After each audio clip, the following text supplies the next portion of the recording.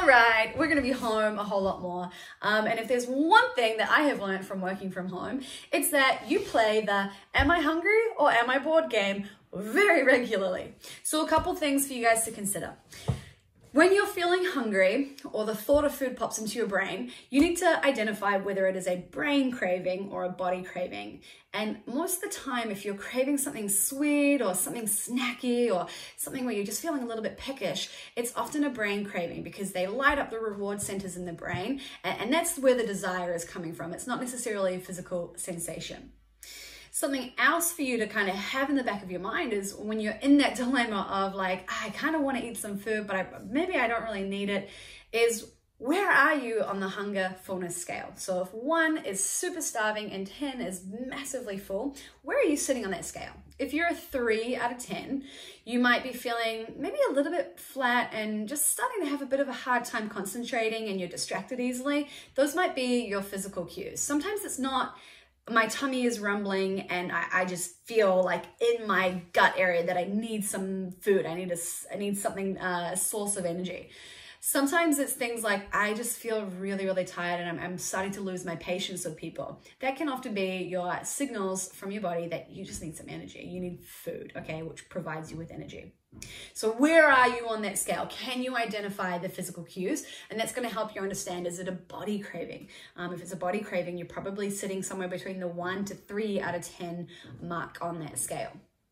Another test, and this is a test that I have to thank my mother for. When I was a kid and I didn't want to go to bed, I'd get up and be like, I'm hungry. And then mum would always say, well, go and have a piece of fruit. And I'd always be like, I don't want fruit. So if you don't want to eat some fruit, if you don't want to eat some capsicum or some carrot or an apple or a banana, it's a really good chance you're not actually hungry. Okay, so do the apple test. If you're just looking for something sweet, some kind of sugar hit, some kind of treat, then you're probably just bored hungry and it's a brain craving, okay? Now, the other thing is we cannot always be super restrictive. We can't always just say no. Sometimes it is important that we satisfy these cravings. We've got to find that balance. So how do we find that balance and how do we know when it's okay?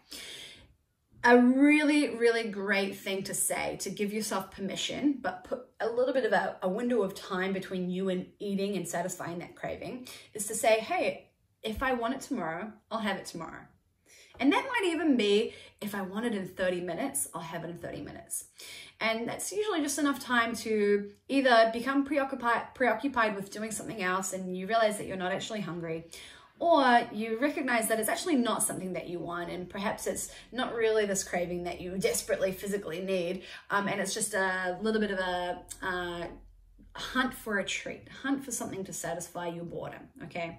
So do you want to eat it tomorrow? And if you still do, have it for sure. But oftentimes you're going to wake up and you'll be like, you know what, I actually don't want it.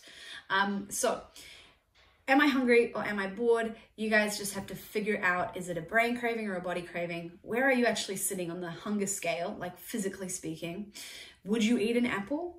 And how about, hey, you don't have to say no, just if you want it tomorrow, have it tomorrow. If you want it in an hour, have it in an hour. Just put a little bit of space of time in between you and having that thing that you are craving.